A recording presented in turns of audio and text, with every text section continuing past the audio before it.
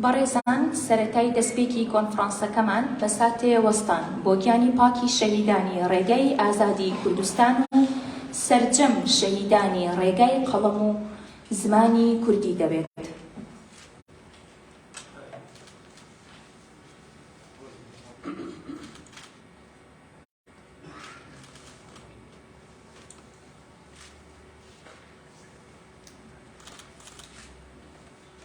سپاس. فەرموو.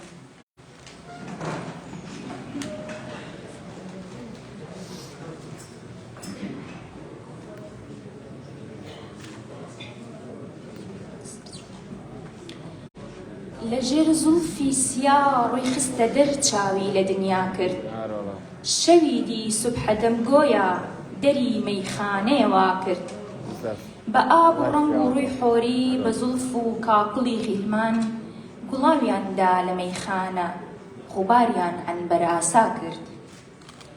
وتەی دامەزراوەی کەریمی عەلەکە لەلایەن بەڕێز شاخەوان سدیقەوە دەبێت با بفەرمێت.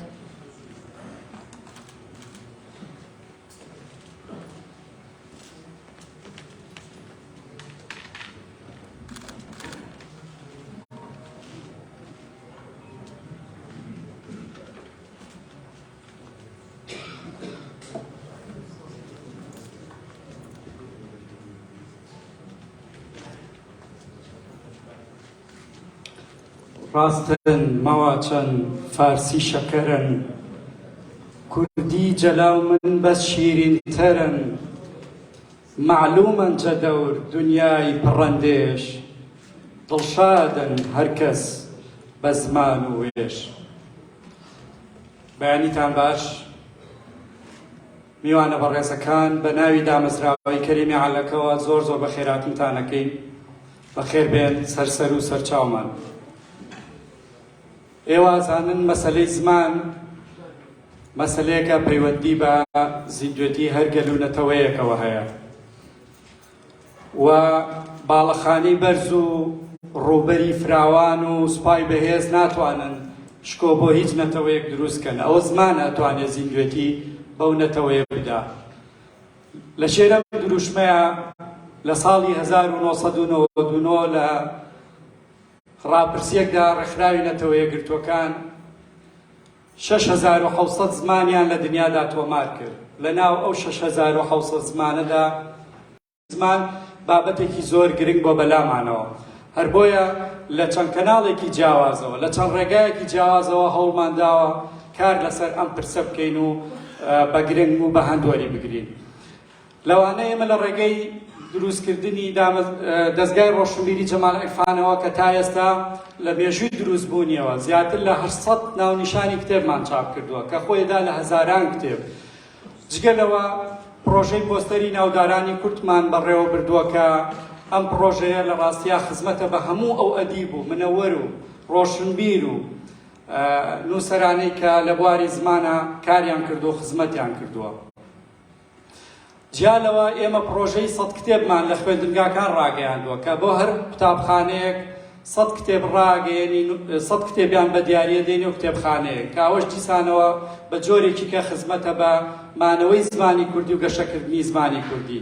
جیالەوانە ئێمە چەند گۆڤارێک دەرەکەین و بڵاوێکەینەوە کە گۆڤاری ئەدەبی وانەر یەکێکە لەوانەیە کە گۆڤارێکە گرنگی بە ئەدەبی جێڕانەوەدا و جیالەوە گۆڤاری وانیار کە گۆڤارێکە تایبەتە بە ئەدەبیاتی مناڵان و جیالەوە گۆڤاری زمان و زار کە گۆڤارێکی ئەکادمی و زانستی زۆر گرنگ و پێویستە لە بواری زمانە کە هاوڕێی عەزیزم کاک فەرێدون سامان سەرنووسەری ئەو گۆڤارەیە و تا ئێستا چەند ژمارەیەکی دەرچووە ڕۆڵێکی گرنگی هەبووە. ئەمە جیالەوەی کە ئێمە لە پشت زۆرێک لەو چالاکیانەی شار و شارۆچکەکان و بە تایبەتی شاری سلێمانیەوە بووین کە بە جۆرێ لە جۆرەکان خزمەتیان بە زمان کرد و ڕۆڵیان هەبووە لە بەرەو پێچوونی بواری زمانە. لەبەرەوە بۆ ئێمە پرسی زمان پرسێکی زۆر زۆر گرنگە و بە سەرچاوەی زیندوێتی پێشکەوتنی کۆمەلگای ئازانین. هەموو ئەم چالاکیانی ئێمە ئەڵبەتە بە پشتیوانی و بە سپۆنسەری و بە دەستگیرۆیی و بە هاندانی زۆر بەڕێز دکتۆر تەڵا ڕەسوڵ بووە کە هەمیشە وە پشتیوانێکی گەورە وە قەڵایەکی گەورە لە پشت هەموو کارەکانی چ دەستگای جەمال عیرفان چ دامەزراوەی کەریمی عەلەکەوە چ هەموو ئەو پرۆژانەی تر کە بەڕێواتێت. ئەوەی باوەتەوە بیڵین ئێوە زۆر زۆر بەخێر بێن، بە هیوای ئەمڕۆ لە پانێڵەکانە لەگەڵمان تااقەتتانە بێ پش و درێژ بن تا کۆتایی بمێنەوە بۆی بتوانین کار و چالاکیەکان بە باشی بەڕێوە بەرین و هەمومان پێکەوە سوود لەم دیدارە گرنگە وەرگرین. جارێکی کە بەخێر بێن، سەرسەر و سەرچاو، ڕۆژێکی خۆشتانە بێت. سوپاس بۆ بەڕێز شاخەوان سەدیق بۆ پێشکەشکردنی وتەکەی. بەجێ نایە دەبێ ڕووکەی نەسارا، حەقی ئادابی مەجنونی لە شارە، کە چرخ ئەسکەندەری دی دەردەدارە، وتی ئەم هەم بۆ و هەم دەردیدارە، حەتا حەق ناسیرە هەر حەق منزوور، وەکو مەنسوور ئەگەر بمکەن بەدارە. بەڕێزان، وتەی سەرپەرشتیاری کۆنفرانس لەلایەن بەڕێز فەریدون سامانەوە دەبێ با بفەرمێ.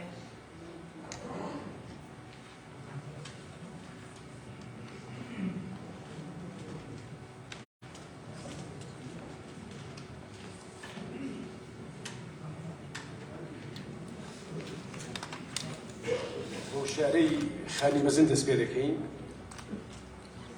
گەردێ هەبووە مە ئیتفاقەک، ذێکرا بکرا مە ئینقیادەک، ڕۆم و عەرەب و عەجەم تەمامی، هەمیان ژمەرە دەکرد غوڵامی، تەکمیل دەکرد مە دین و دەوڵەت، تەحسیل دەکرد مە عیلم و حکمەت. بەڕێزان زۆر بەخێر بێن، بە خێراتی یەکەیەکەی ئامادەبوان دەکەم. ڕاستیەکەی من لە سەرەتاوە دەمێت لەو دروشمەوە دەست پێ بکەم بۆچی زمان کۆڵەکەی ئەفرادین لێتەوەیە.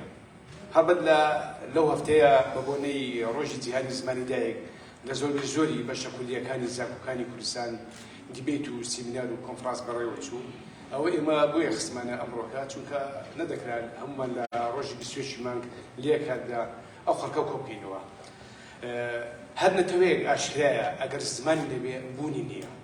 زمان کۆڵەگەیە، کۆڵەگەی داهێنانی ئەدەبە، کۆڵەگەی داهێنانی ژانرەکانی هونەرە، کۆڵەگەی زانستە. بەداخەوە چونکە نیشتیمانی ئێمە داژیر کراوە، زمانەکەشمان دەکترازراوە، پارچە پارچە بووە.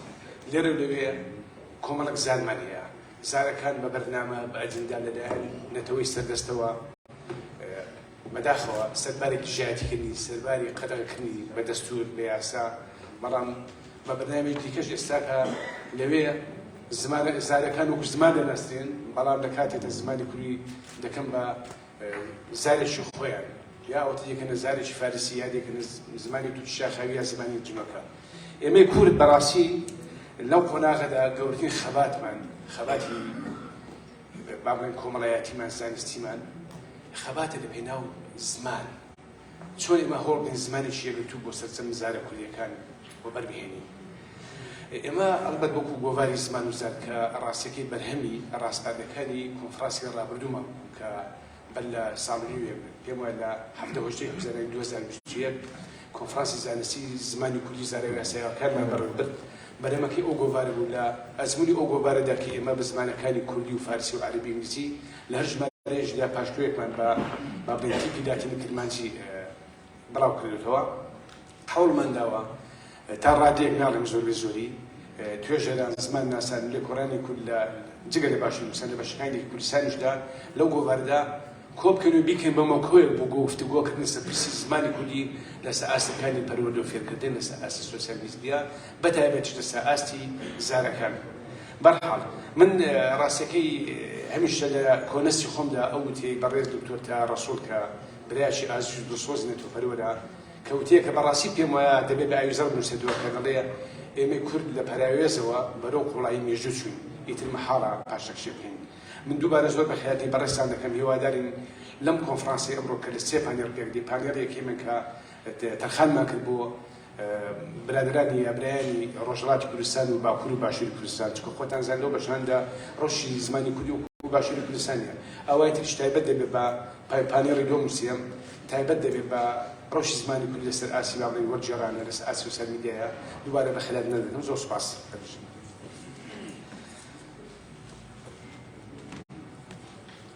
زۆر سوپاس بۆ بەڕێز فەریدون سامان بۆ پێشکەشکردنی وتەکەی. تەبعی شەکەرباری من کوردی ئەگەر ئینشا دەکا، ئیمتیحانی خۆیە مەقسوودی لە عەمدەن وا دەکا یا لە مەیدانی فەساحەتدا بە میسلی شەهسوار بێتەئەمول بە و هەموو نەوعە زوبانێ ڕادەکا کەس بە ئەلفازم نەڵێ خۆ کوردیە خۆ کردیە هەر کەسێ نادان نەبێ خۆی تالبی مەعنا دەکا. بەڕێزان ئێستاش دەچینە لای دەستپێکی پرۆگرامەکەمان. پانێڵی یەکەم لەلایەن بەڕێز دکتۆرە تریفەوانێ تریفە عومەرەوە پێشکەشەکە با فەرمێ بۆ ئێرە.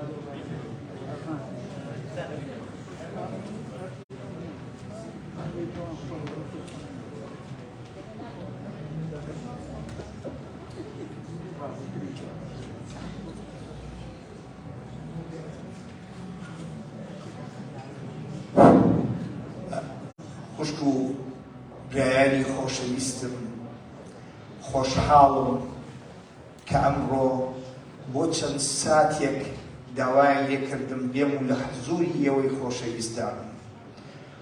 خۆشحاڵم کە لەم شارە خۆشەویستەدام کە لە ساڵی 1990ەوە ئەو زمانەی کە من لەگەڵتانە ئێستا گفتوگۆی پێ دەکەم بووە بە زمانی ستانداردی کوردی و لە قوتابخانەکاندا پێی دەخوێن. من نامەوێ وتەیەکی دوور و درێژتان پێشکەش بکەم، ئەمەوێت چاوتان ماچکەم و پێتان بڵێم ئێمە برینێکمان لە جەستەدایە، ئەگەر بێت و چارەسەرێت بۆ ئەو برینە نەکەین دە هەزاران کۆنفرانسیش ببەستین ناتوانین چارەسەری گرفتی زمانی کوردی بکەین. ئەو برینە لە 15ی مانگی پێنجی ساڵی 1932 دەستی پێکردووە کە عەقڵی کوردی تێدا کراوە بە دوو کەرتەوە. من ئەو مافە بە خۆم دەدەم کە ئێستا باسی ئەو ڕۆژە بکەم کە عەقڵی کوردی تیا کرا بە دوو کەرتەوە و کوردیان وا لێ کرد بە دوو تیپ بنووسێ، واتە بە تیپی لاتینی و بە تیپی عەرەبی. ئەچی بەرهەمی کۆنی دەستنووسەکان و بڵاوکراوەکانمان هەبوو هەمووی بە تیپی عەرەبی. ئەوانەی کە دوژمنایەتیان لەگەڵ ئێمەدا کرد و دۆستایەتیان لەگەڵدا نەنواندین، ئەلفبێیەکیان بۆ دروست کردین و ئەو ئەلفبێیە بووە بە خەنجەرێک و زەهراویە و تا ئێستاش لە ناخماندا ئەژی.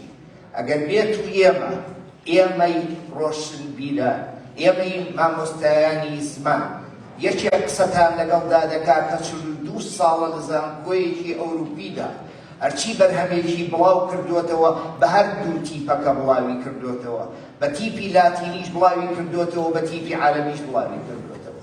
لە ساڵی 1991دا کە بۆ جاری یەکەم گەورەترین فەرهەنگی کرمانجی و ئەڵمانی بڵاو کردەوە 45,000 وشە ڕەخنەی ئەویان لێگرتم کە شێوە زمانی کوردی بە ژوور و تەنیا بە تیپی لاتینی دەنووسێ، تۆ بۆ بە تیپی عەرەبی نووسیتە. لە ساڵی 2005دا کە فەرهەنگی سۆرانی یا کوردی ناوەڕاست و ئەڵمانی بڵاو کردەوە، ڕەخنەی ئەوەم لێگیرا کە سۆرانی تەنیا بە تیپی عەرەبی دەنووسێت، تۆ بۆ بە تیپی لاتینیش دروستیوتە بە کوردیەکەی 40 ساڵە هەوڵی ئەوە دەدەم ئەو برینە ساڕێشکەم ئەو کوردانە لە یەکتری نزیک کەمەوە ئەو بەرەیە دروستکەم ئەوەی لاتینی ئەزانی هەوڵی ئەوە با فێری تیپە عەرەبیەکە بێ و بەرهەمی عەقڵی نووسینی کوردی بە تیپی عەرەبی ببێنێتەوە هەوڵی ئەوەمدا کە ئەوانەی کە بە تیپی عەرەبی دەنووسن تیپە لاتینیەکە فێر ببن و هەوڵی ئەوە بن ئەو بەرهەمانەی کە بە تیپی لاتینی بڵاو بێتەوە بە تیپە لاتینیەکەش بێنەوە ئەمڕۆ لە بەردەمی ئێوەدا بۆ جاری یەکەم دوای تێپەڕبوونی 42 ساڵ بەسەر ئەو کارانەما بۆ یەکگرتنی کورد دانمەوەدا دەگەم کە من لە کارەکەمدا سەرکەوتوو نەبووم چونکە کورد بەدەمەوە نەهات لەبەرەوە تکاتان لێ دەکەم هەرچی باسی بکەین دەربارەی زمانی کوردی شێوە زمان لە هەموو زمانەکانی دنیادا هەن شێوە زمان کە باسیەکە نەڵێن دەوڵەمەندیە بۆ زمان ڕاستە ئێمە توانین زاراوی وەربگرین بەڵام هەموو شێوە زمانی لەو زمانانەی کە هەمانە هەورامی دەستوری تایبەتی خۆی هەیە ئەم دەستورە لە خۆیەوە دروست نەبووە ئەوانەی کە شارەزایی فیلۆلۆژین و ئاگاداری شێوە زمانەکان و زمانە کۆنەکان یان ناوەڕاستەکانی دنیان ئەزانن زمان چۆن دروستە ئەسێنێ و پێ ئەگا لەبەرەوە کاتان لێکەم با لە دەنگی ئەم کۆنفرانسەی ئێوە دەنگی خۆم بخەمە پاڵ دەبتان و بڵێین بزانینەوانە چێن کە هەوڵی ئەوە دەدەن ئەلفبێی کوردی لە 20 ساڵ لە 30 ساڵی داهاتووە بکەن بە یەک و ڕزگارمان کەن لەوەی کە نەتوانین بەرهەمی یەکتری بکەینەوە چاوی هەمووتان ماش دەکەم و ماڵاواییتان لێ دەکەم چونکە نەمتوانی لەوە زیاتر لەگەڵتان نابم خواتان لەگەڵ و بەخواتان ئەسپێم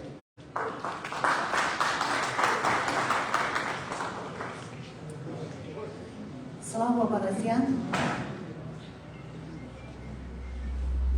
زمان ماڵی بوونە ئەمە کە بەناوبانگەکەی هەیدگەرە کە دەیکەنە دەستپێکی پیرۆزکردنی ڕۆژی زمانی دەرێکدا هەموو کورد-زمانان لە ئێوەی بەڕێز هاوکات بەخێرهاتنی ئێوەی بەڕێز دەکەین بۆ کۆنفرانسی زانستی زمانی کوردی بە دروشمی زمانی کۆڵەگەی ئەفراندنی نەتەوەییە کە گۆڤاری زمان وزار بە هاوکاری دامەزراوەی کەریمی عەلەکە ئەم کۆنفرانسە زانستی ساز کردووە.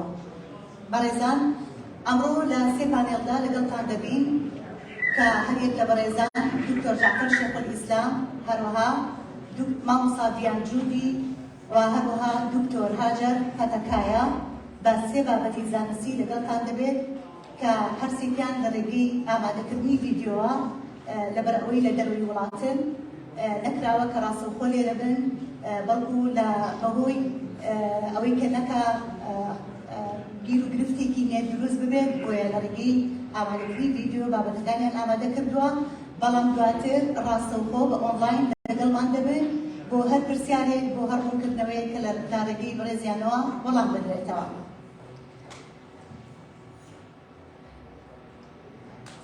بەڕێزان وەک دەزانن زمانی کوردی چەندین ساڵە لەژێر هەڕەشەی مەترسی داگیرکارانێتی و چەندین ڕێگە تاقی کراوەتەوە چەندین ڕێگە گیراوەتە بەر بۆ ئەوەی کە زمانی کوردی لەژێر ئەم هەڕەشەیە قوتار بکرێت. یەکێک لەو ڕێگایانە ڕێگەی زانستیە کە کاریگەرترین ڕێگەیە تاکو زمانەکەمان بە پاراوی بە زیندوێتی بە پارێزراوی بهێڵینەوە. ئەم هەوڵە زانستیانە هەندێکیان لە ڕێگەی زانکۆ و پەیمانگەکانەوە دەستەبەر کراوە هەندێکیشیان لە ڕێگەی کۆنفرانسەکانەوە. ئەمڕۆ ئەم کۆنفرانسە ئەوە دەسەلمێنێت کە زمانی کوردی زانستیانە بەرەو چ ئاراستێک هەنگاو دەنێت. یەکەم پانێڵمان لە ڕێگەی لەلایەن بەڕێز دکتۆر جعفەر شێخولئیسلامی کە ناسراوە بە شێخولئیسلامی لەژێر ناونیشانی زمانی کوردی لە ڕۆژهەڵاتی کوردستان مانەوە یاخود توانەوە. ئازیزان هەڵبەت دەزانین کە زمانی کوردی چەندین کەسێتی وەکو زارای بەرهەمهێناوە بەڵام ئایا ئەوەندە بەسە تاکو زمانی کوردی بە زیندوی بهێڵینەوە؟ ئایا ئەو پرسیارەی کە دکتۆر جعفەر ئاڕاستی هەموانی دەکات زمانی کوردی لە ڕۆژهەڵاتی کوردستان مانەوە یان توانەوە زانست وەڵامی کامەیان دەداتەوە دەتوێتەوە یاخود دەمێنێتەوە؟ بەر لە بەر لە ئەوەی کە بەڕێزیان دکتۆر جعفەر شێخ الئیسلامی دەست پێ بکات داپیویستی دەزانین ژیاننامە و هەندێک لە چالاکی بەڕێزیان بەخێنەوە بۆ بەڕێزان جعفەر شێخ الئیسلامی پرۆفیسۆری زمانناسی و گوتارناسی لە زانکۆی کارڵتۆن شاری ئۆتۆیا لە وڵاتی کەنەدایە کە ناساوە بە شێخ الئیسلامی سەرەتای تەمەنی بەشهاد و ئەدەب و شانۆی کوردی دەستی پێ کردووە لە تەمەنی 26 ساڵیدا بەرە وڵاتی تورکیا دەچێت لە ساڵی 1989 ڕوودەکاتە کەنەدا. لە وڵاتە قۆناغەکانی خوێندنی لە چەندین ئازدا بڕیوە، هەروەک 2 ساڵ کۆلیجی گشتی لە بواری کتێبخانە و زانیاری، 4 ساڵ بەکالۆریۆس لە بواری زمانناسی گشتی و مامۆستایەتی، وانەگوتنەوەی زمانی ئینگلیزی، 2 ساڵ ماجستێر لە بواری زمانناسی جێبەجێکەرانەدا ئەپلای لینگویستیکس، 6 ساڵ دکتۆرا لە بواری گوتارناسی و لە پەیوەندیە گشتیەکاندا. زیاتر لە هەر بوارێکی دیکە شێخ الئیسلامی لە بواری زمانناسی کۆمەڵایەتی و شیکاری ڕەخنەگرانی وتاردا لێکۆڵینەوەی کردووە. بەرهەمی چاپ کردووە و لە چەندین زانکۆی ئەمریکا، ئەوروپا، کوردستاندا پێشکەشی کردووە. شێخ الئیسلامی جگە لە کاری سەرەکی خۆی لە زانکۆی کارڵتۆن وەکو پرۆفیسۆری میوان لە زانکۆی تۆرۆنتۆ و زانکۆکانی باشووری کوردستان بەردەوام بووە. جگە لەمانە شێخ الئیسلامی لە چەندین زانکۆی ئەمریکا، کەنەدا، ئەوروپا، کوردستان سەرپەرشتیاری خوێندکارانی ئاستی ماجستێر و دکتۆرای کردووە. هەڵسەنگێنەر و داوەری تێزی خوێندکاران لە زانکۆکانی کەنەدا، ئەمریکا، هەرێمی کوردستان، ئوسترالیا، ئینگلیستان و پاکستان بووە. خاوەنی چەندین کتێبە بە زمانەکانی ئینگلیزی و کوردی و جگە لە دەیان وتار و توێژی کوردی بە ئینگلیزی زۆرتر لە 30 وتاری لە کتێب و گوڤارە زانستیەکانی جیهاندا بڵاو کردوێتەوە. زیاتر لە 70 کۆنفرانسی نەتەوەیی و نێونەتەوەیی وتانی پێشکەش کردووە. نزیکەی 20 لەم پێشکەشکاریانە پەیوەست بووە بە کۆنفرانسە زانستیەکانەوە. ناوبراو ئەندامی دەستەی ئیدیتکاران و نووسەرانی چەند گۆڤار و لیژنەی زانستیە.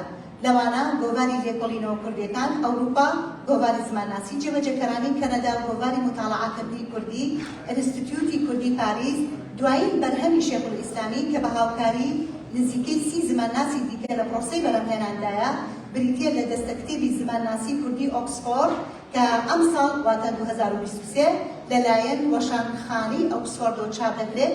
ئەمە بەهێزترین جێمەتوانەترین سەرچاوەی ئەکادیمی دەبێت بۆ خوێنەرانی کورد. ئەم کەسایەتیە گەورەی لەگەڵەکەمان کە جێگەی شانازیە بۆ میلەتی کورد ئێستا لەگەڵمان دەبێت لە ڕێگەی ئامادەکردنی ڤیدیۆیەکەوە بەناونیشانی زمانی کوردی لە ڕۆژهەڵات ئایا بەرەونەمان دەچێت یاخود بەرەومانەوە. بفەرمونن.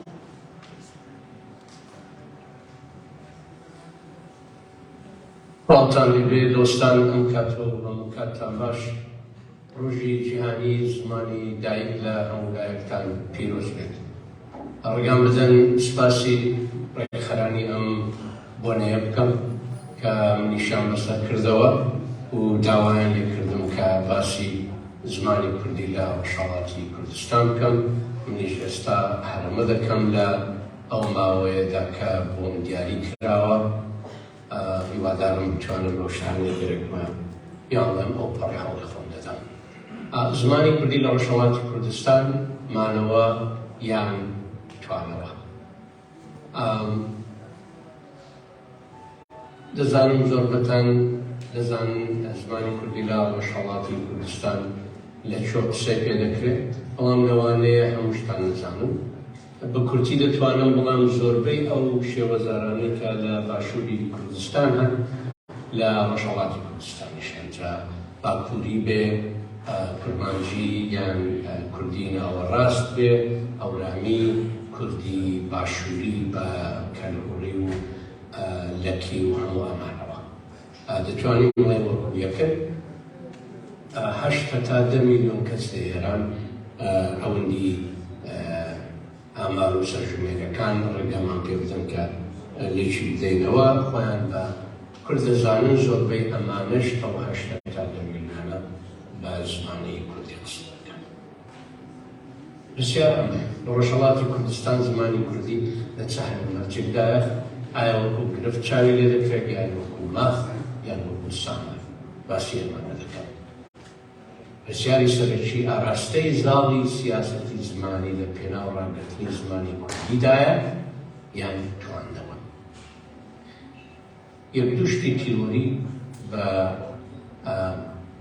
لە باز دەکەم و ئەم چوارچێوە تیۆریە کە لە وەردەگرن وەکو لێنزێک وەکو چاویلکەیەک بۆ ئەوە کە چاولا هەلومەرجی زمانی کوردی لە ڕۆژهەڵات چاوێ بکەین و لە بەڕووناکایی ئەو چاوێکردنەوە ئەو تیۆریانەوە بتوانین وەڵامی پرسیارەکە بدەینەوە کە ئایا مافی زمانی لەوێ هەیە یان نییە ئاگاهی بە شێوەیەکە و بەو شێوەی کە هەیە ئایا ئەمە زمانەکە بەرەو ڕاگرتن دەبا بەرەو مانەوە دەبا یا بەرەو ڕیچارد روس 1984 وتارێکی چاپ کرد کە ئێستاش ئەم وتارە لە زۆربەی ئەو کتێبانەی کە لە سیاسەتی زمانی دەبێن باس دەکرێت.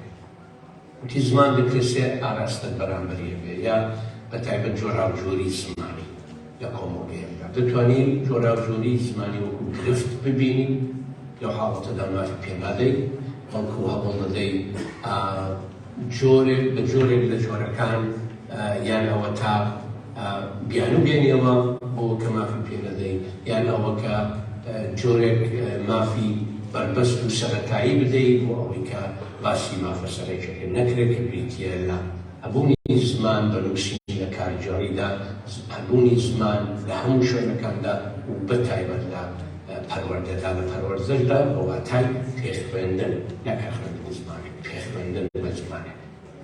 پاشان دەتوانی ئەگەر لە گرفتەرچین زمانێک و ماف ببینی ئەوەی کە ماف بدەیت کە بۆ وێنە کوردەکان لە ڕۆژهەڵات بە زمانی کوردی بچنە فێرگە و بخوێنن. ئەمە بە هیچ جۆر بە واتای ئەوە نییە کە زمانی تریشی لە تاکان نەخوێنن بەڵکو بە واتای ئەوەیە ناکەم لە ڕوانگەی منەوە لە ڕوانگەی تۆ بەسکردن و کانگرسەوە لە ڕوانگەی ڕابردفرۆشتنەوە لە ڕوانگەی هەموو ئەو کەسانە دەبێرێنەوە فەردەنان دەبێرێن هەموو ئەوانەی کە تەواوی ژیانی خۆیان چەشنی لێکۆڵینەوەوانە داناوە و ژیانی خۆیان بۆ بەتەرخان کردەوە کە مافی زمانی تەنیا بە واتای ئەوە نییە کە تۆ مافت بۆ یەک زمان هەبێت بۆ زمانی دایکی یا زگماتی خۆت بەڵکو بۆ هەموو ئەو زمانانە کە دەرەکانی ئەوەت هەیە فێریان بی و فێربوونیشیان دەتوانێت ڕادەی توانایی و دەستڕاگەیشتنی تۆ بە لێهاتوویەکان زیاتر لە هەر زمانێک بێت عەرەبی بێت فارسی بێت تورکی بێت ئینگلیزی بێت ئەمانەش دەتوانن وەکو ماف بێنە ژمار.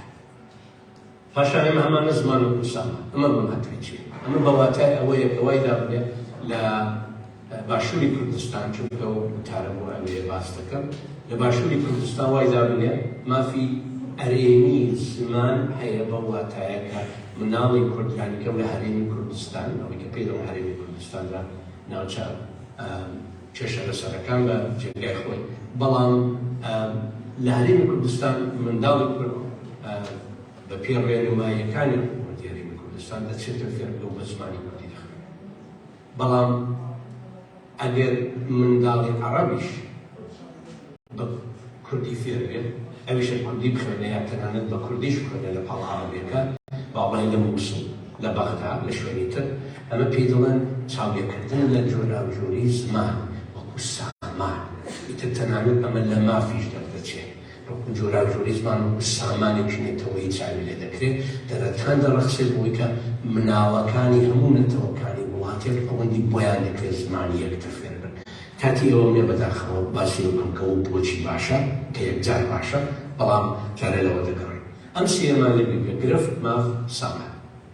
ئەگەر بینین ئەو سێیانە پێک بگرین لەگەڵ ئەو سیاسەتانەی کە دەکرێت لە ئاس زمانە کەمی نەکراوەکان هەبێ و لە درێژایی مێژوژدا هەبووە لە تورکیا هەبووە لە ئیسپانیا سەردەمی دیکتاتۆر فرانکۆ هەبووە کاتی خۆی لە ئینگلتەرا هەبوو کە بۆ وێنە زمانی سکاتلەندی یان وێڵز سەرکوت کراوە لە کەنەدا هەبوو کە زمانی خەڵکانی خۆجی سەرکوت کراوە قەدەغە کراوە لە زۆربەی دنیا هەبوو ئەم ئەمانە بەداخەوە بە تایبەت لەوەتی دەوڵەت مۆدێرن دامەزراوە کە بە فەڕەنسا دەستی پێکردەوە.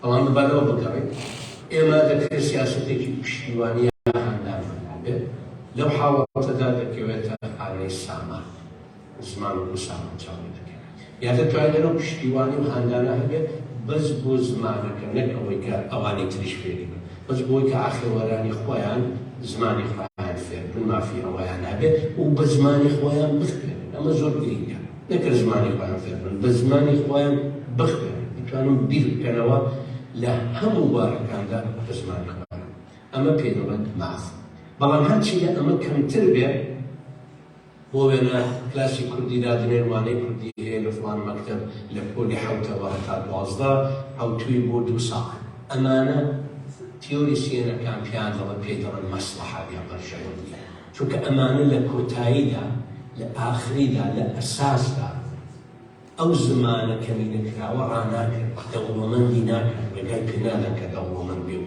بمێنێتەوە بەڵکو ئەمە بۆ مەسلەحەتە بۆ بەرژەوەندیە بۆ بێدەنگکردنی خەڵکە بۆ وەرگرتنی دەنجی کەمینەیە بۆ ماوەیە بەڵام بۆ بەقازاندی زمانی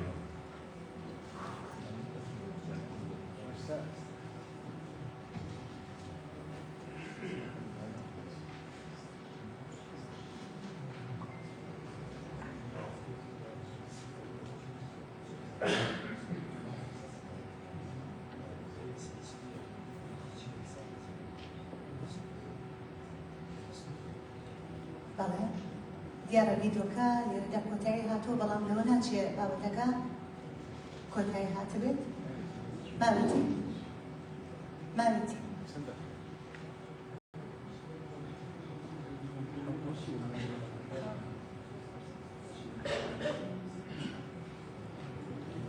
حەوت دقەیە کە مامۆستا قەرەبی بەڵێ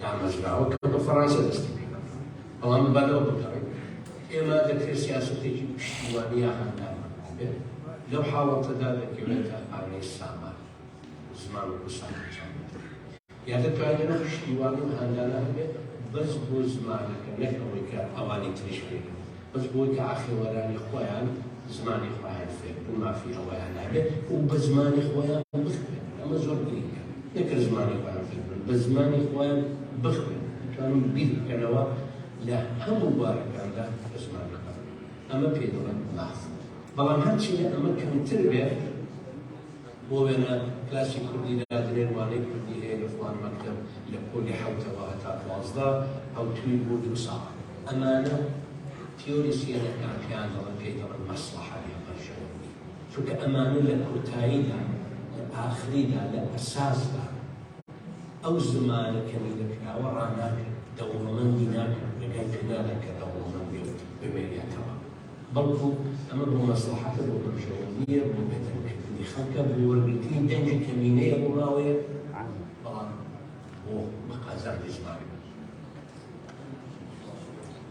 بگورن دیارە ڤیدۆکە لێرەدا کۆتایی پێدێت بەڵام وەکو ئاشکرا بابەتەکە دیارە کەماوێتی دواتر کە بەڕێز کاک دکتۆر جعفەر هاتە خەت ئەکرێت ڕوونکردنەوەی زیاتر بات یاخود بە کۆتایی بە بابەتەکەی بهێنێت پانەڵی دووهەممان تایبەتە بە داناسینێک لە سەر جەڤاکە زازا و زمانەوان کە کورتناسینێکە لەسەر زاری زازا بەڵێ بێگومان بڕێزان دەزانن ئەو بۆلێنکاریانی کە بۆ زار و زمانەکانی زمانی کوردی کراوە بۆچوونی جیاوازی لەسەرا هەندێک لە بۆچوونەکان زازا بە دیالێکت بە زار هەژمار دەکەن هەندێک لە بۆچوونەکانی دیکە زازا یاخود زازاکی بە شێوەزارێک بە سەد دیالێکتێ هەژمار دەکەن بەڕێز دکتۆر هاجار پەتەکایە لەم بابەتەدا باز لە زاری زازا دەکات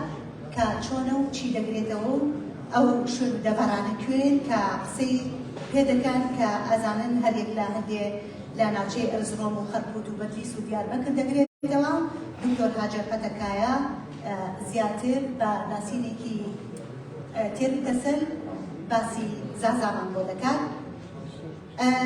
دکتۆر هاجار پەتەکایە هەڵبەت کە دەزانن ناسراوە بە خەجێ لە ساڵی 1970 لە چەربوونی سەر بە شاری دیاربەکر لەدایک بووە ئێستا لە ڕۆژاوای کوردستان لە قامشلۆ مامۆستایە لە 2013 ماستەری زمان و چاندنە کوردی وەرگرتووە لە زانکۆی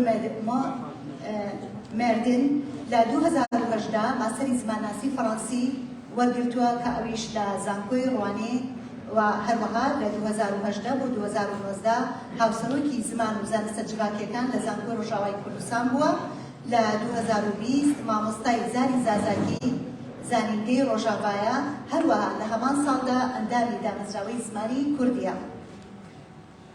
هەروە گوتمان بابەتەکەی بەناونیشانی داناسینەک لەسەر جڤاکە زازا و زمانێوان کە کوتەناسینێکە لەسەر زازا بفەرمونون دیسان بەڕێزیشان دەرەگەی ئامادەکردنی ڤیدیۆیەکۆ لەگەڵتان دەبێت و دواتریش بە ئۆنلاین بەڕێزیان لەگەڵتان دەبێت بۆ هەر پرسیار و بۆ هەر ڕوونکردنەوەی کە لەلایەن ئامادەبوانەوە بفەرمونون. دەم باش دەستپێکی دخوازم خەیرەتنا هەموویمان مە کرد و پشتراژی سپاسەیەکی ji بۆ کۆبارە زمان و زار و دامەزراوەی کێریم ئەلێکێ بکن کۆ کۆنفەرانس ئامادە دەکرد و ئەقدامێک و ئەم پێشکەشیەکی بکن.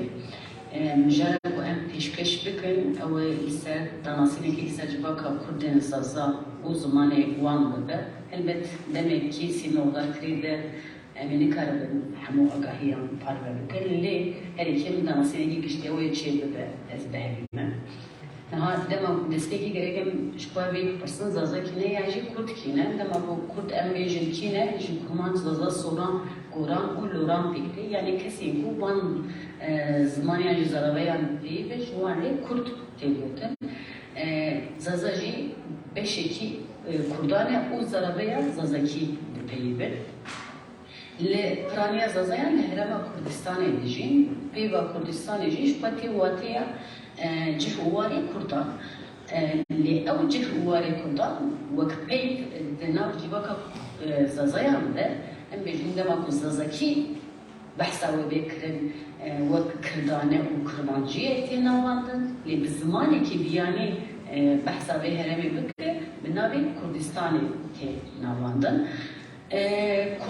Kurdên zaza li Bakurê piraniya xwe Bakurê Kurdistanê dijîn û 12 bajaran de ne û ji xwe nexşeyê ku me nîşanê we daye jî diyar dibe di vê nexşeyê de ev 12 bajar hatine diyarkirin ku di nav van 12 bajaran de mesela renga ku binêşiye em bêjin Dêrsimê Çewlî piraniya nüfusê wan zazane Diyarbekir Xarpet û renga zer Diyarbekir Xarpet û Erzincan jî beşekî mühim zaza hene renga Tesk Siirt em bêjin Erzurum û Sivas beşekî sivik zaza tê de hene û renga Qehweyî jî hena navçeyekî wan bajaran de zaza hene em bêjin Rihayê tena Sewreyê zaza hene, Bitlisê tena Motkî de zaza hene, Semsûrê tena Alduş'te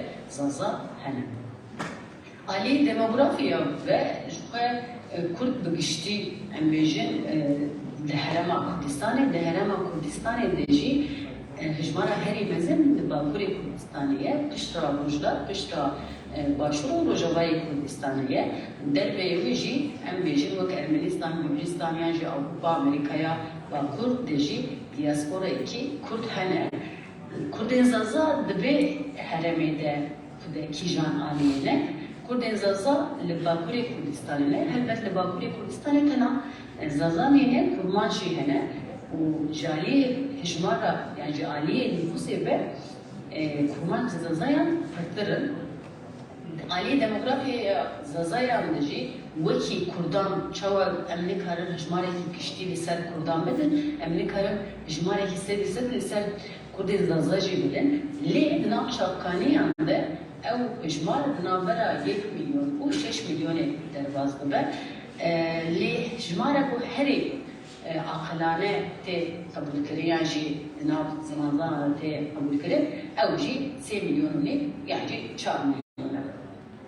Jalî bawerî ve her çiqas zaza dema ku bê behs kirin zêdetir bi elewîtiyê bê nasîn jî lê wekî kurmancan em bêjin piraniya wan Müslümanin û ji mezhebê Şahî ne. Helbet mezhebê Henefî jî hene û heman demê de beşekî girîng di nav civaka zazayan de baweriya wan Elewî ye û li Amedê jî beşekî sivik Xristiyan hene. زرابه زازکی دم کو ام بحث دکن هر چی بس نام سربی نقاش هنه و بگیم در حتی ما بمنه بحث واجب کن زازکی وقت زرابه کی زمان کردی وقت شو بقولی زمان شاه ایرانی دیه و نام مالباتا هندو آوروپی دیه نام زرابه کردی ده زرابه کو هری داود در بازه قدر نویسی بیه زرابه زازکیه جالی آخران و هم هرما کلیه آخرتن هم بیشتر جبر باکوری کردستان رسمیت دنیام سینوری دولت ترکیه دنه هم ویدره ریزاسی میلیه پشتی زمان ترکی و کرمانجی هم جد نام زرابه کردی بخداشی ریزاسی میلیه پشتی کرمانجی و سورالی نه جالی گلک لیکولر و زمان زنان و ایدی نظریه چی واحدی کو ناف زمان زرابه جديدة زرابه هری کیبنان زازکیه سده میویجی همچه عالی پیمان و همچه عالی ریگزین ریزمانی و هری زده دشن و زمانی آبستایی. افجواک هم لگوری هرما هم جی لگوری ناچین همان باجاره جدا دنابینه. اری که نام لباکوری کردستانه نه. اری 3 میلیون و نیمه لی نام جدا دانینه. مثلا بیشتر هرمی که خود شکارت بیشه دما بحث کنم که بیشه ام کرمانجن زمان خوری کرمانج کی بیشه هرم خود بیشه ام کردن زمان خوری کردکی بیشه یکود بیشه ام زازاکی ام دملینه دملیکی و هر نام به لوکال یعنی هرمی هنه اوجی ابناجی دیسا هرمی زازای علوی در کارانی وقتش بوجباکی شارما وجبو زمانی جی یا زونه ما یا جی صوبه که قرارین و شاری ما که وقتیا گلی ما زونه ما زمانی ما صوبه جی وقت هر وره تیوی وقتی نریم آمد نابرا تکیه که نابرا هم حرم هم باوری هم دبوک هم شکل نقلی کرنه ده هیه چما ام ویده بیشن جبرد کو کسی کو امیجن خود بنابه دملیکی نابینن و چرموگی سورگی اوسم سوریدیجی جالی باوریه و مسلمانن و مذهب حنفینه و همان دبوکی دعاقبن نابلی کرن واجی همانه دبوک واجی فرنزی هبه و الهرم اكو دجينجي كالي باوري بيجي همان باوري يعني مذهبنا زازاي تشولي وهن نارچين خلفت وديار بكري شقرة بيجن ام كردن زمان خورجي كردكي بيجن اوجي جالي مذهبي بشعبينا و دبوكوا مذهبه همان دميده نامي زازا هر شخص نها ناف كردان جيانجي نام نتويده جي هري زدت لي بكاراني جي لنامي زازا جي همان حرمان يعني خاطبت ديار بكر الكاراني لي بني اميجن 45 سالان ابنا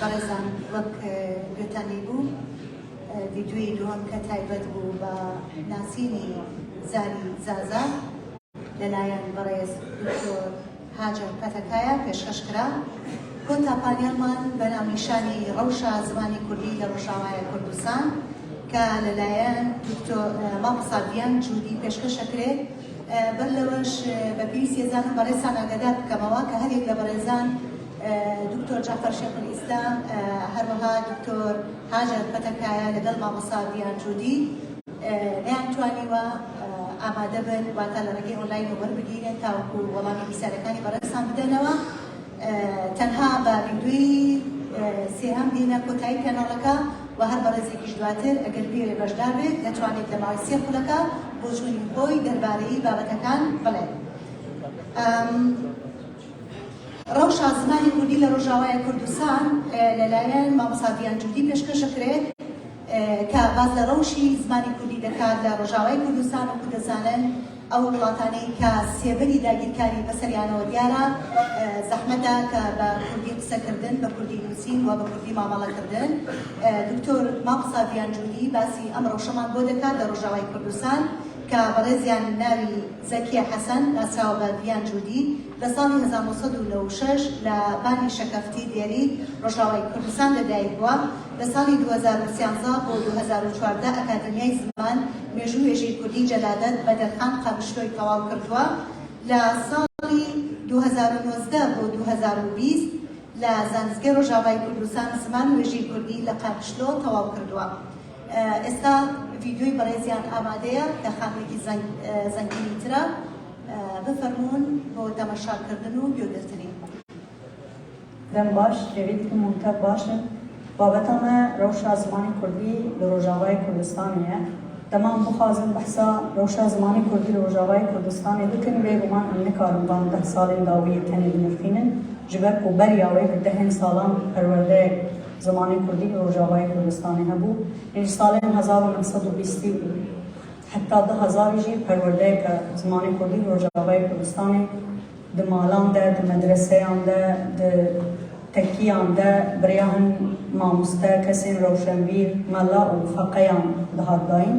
Taybet 1932 û pêve piştî deketina kovara hawarê ve awayekî ji awayan Kurdiya Kurmancî dîngehê wê li Rojavayê Kurdistanê hat danîn û perwerdeya Kurdiya Kurmancî li Rojavayê êdî belav bû. Dîsa biriya xebatên takekesî, biriya mamoste, melayên û Kurdiya baş û Kurdî dizanî bûn. Bi wî awayî yani xebatên zimanê Kurdî li Rojavayê Kurdistanê nebiriya sazî dezgehên fermî re bû. Heta salên 2000 jî di hin malan de û hin cihên taybet bû demna dihatin vekirin û demna dihatin girtin bi gorî rewşa siyasî bi wî awayî meşiya. Salên 2000 û şûn ve êdî wan mamosteyên ku li Rojavayê Kurdistanê Kurdî dizanî bûn hewldanên xwe dan destpêkirin ku saziyeke zimanê Kurdî ya fermî ava bikin û birêya wê saziyê xebatên zimanê Kurdî li Rojavayê bimeşînin.